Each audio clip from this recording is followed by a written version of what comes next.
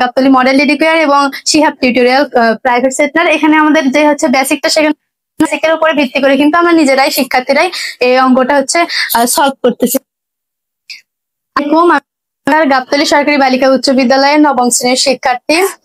আমরা শিক্ষার্থী বিজ্ঞান দেখে আসলে অনেক ভয় পাই অনেকেই। এটা মূলত বেসিকে ঘাটতি থাকলে হয়। আর্কিমিডিসের সূত্রটি লেখা, বস্তুর হারানো ওজন সমান সমান অপসারিত তরলের ওজন। প্রশ্ন দেওয়া হচ্ছে পচা ডিম পানিতে ভাসে কেন, ব্যাখ্যা করো।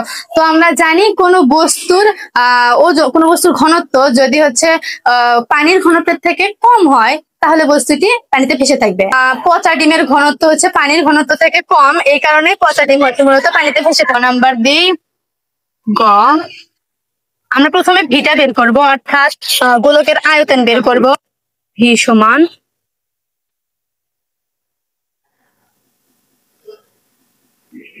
গোলকের আয়তন, ভি সমান সমান এখানে দেওয়া আছে হচ্ছে ব্যাস। তো গোলকের আয়তনের মূলত দুইটা সূত্র আছে, একটা হচ্ছে ব্যাস দিয়ে যদি দেওয়া থাকে তাহলে আমরা ব্যাস দিয়ে করতে পারি 1/6 পাই ডি কিউব, এবং যদি ব্যাসার্ধ দেওয়া থাকে, আমরা যদি ব্যাসার্ধ দিয়ে করতে চাই তাও হবে। সেক্ষেত্রে আমাদের সূত্রটা হবে 4/3 পাই। এখানে আমরা করলাম না, এখানে হচ্ছে বা ডি কিউব। তো 1/6 গুণন পায়ের মান কত জানি আমরা, 3.1416 গুণন ডি। ডি ওখানে কত দেওয়া আছে হচ্ছে 6 সেমি। তাহলে আমরা নেই 6, আমরা কিন্তু নিব না, আমরা সাইড নোট লিখে নিই এখানে, কারণ এখানে হচ্ছে 6 সেমি দেওয়া আছে, আমাদেরকে মিটারে করে নিতে হবে। এখানে ব্যাস ডি সমান সমান 6 সেমি। হ্যাঁ, এবার করবো, তাহলে 6 ভাগ হচ্ছে 100 সমান সমান 0.06.13 10⁻⁻4 মিটার কিউব। 1.131 গুণন 10⁻⁻।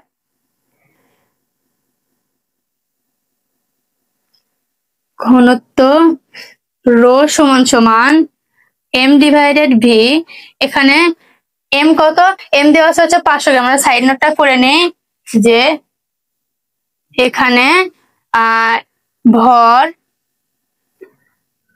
এম সমান সমান 500 গ্রাম।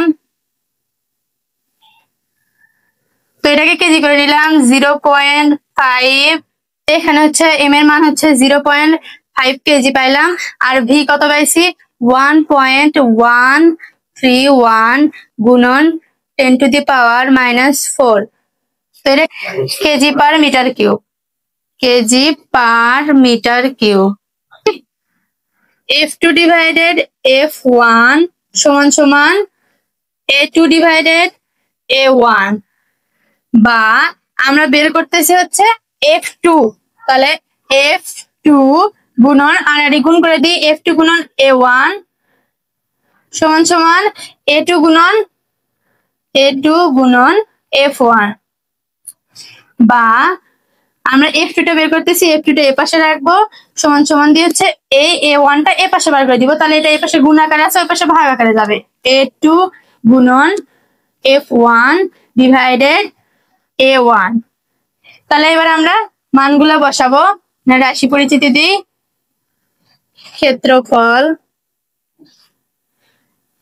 ক্ষেত্রফল A2 সমান সমান দেওয়া আছে হচ্ছে 100 সেমি স্কয়ার। ফল ছোট পিস্টনের ক্ষেত্রফল A1 সমান সমান হচ্ছে 5, এই যে এখানে দেওয়া আছে 5 সেন্টিমিটার স্কয়ার। তারপরে F1 টা দেওয়া হচ্ছে 100 নিউটন। F1 টা কি, ছোট পিস্টনের প্রযুক্ত বল।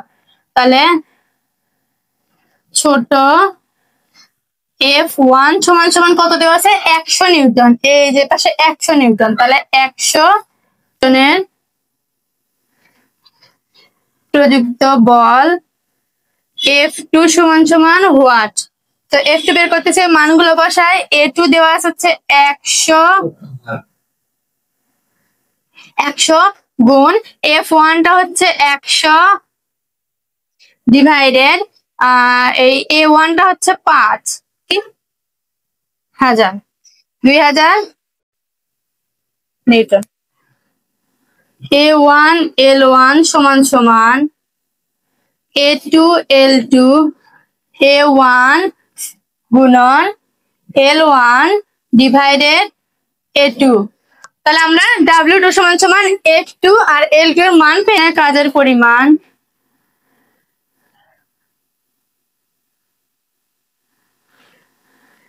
ছোট পিস্টনে কাজের পরিমাণ W1 সমান সমান F1 আর L1।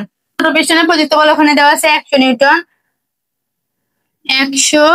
নিউটন। তারপরে L1 দেওয়া আছে হচ্ছে ছোট পিস্টনের হচ্ছে দৈর্ঘ্য L1 সমান সমান 20 সেমি। এখানে সেন্টিমিটারকে আমরা হচ্ছে মিটার করে নিই, সেন্টিমিটারকে মিটার করে নিতে হবে। আমরা আগে অঙ্কতে হচ্ছে গত ক্যালকুলেশনে আমরা হচ্ছে সেন্টিমিটারকে মিটার করিনি, কারণ ওখানে হচ্ছে উপরে A1 ছিল এবং নিচে A2 ছিল, ওটা অনুপাত, ওটা হচ্ছে কাটাকাটি করে ওটা মিটার হয়ে যায়, তো এই জন্য আমরা ওটা করিনি। N2 তাহলে হয় হচ্ছে 20 জুল। মানে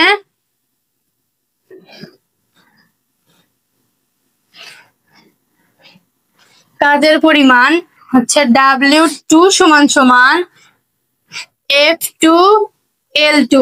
এবার আগে লিখি, এখানে হচ্ছে F2 সমান সমান 2000 নিউটন আর L2 সমান সমান পাইছিলাম হচ্ছে 1 সেমি, কিন্তু আমি আবার বলছি এখানে হচ্ছে একক জুল, তাই আমাদের এটাকে মিটার করে নিতে হবে। 2000 গুণন 0.01 দিয়ে এটাকে ক্যালকুলেশন করে দেখা যায় যে 20 জুল। সুতরাং উভয় পিস্টনের কাজের পরিমাণ অপরিবর্তিত ছিল।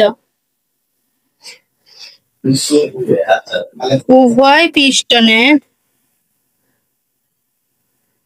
কাজের পরিমাণ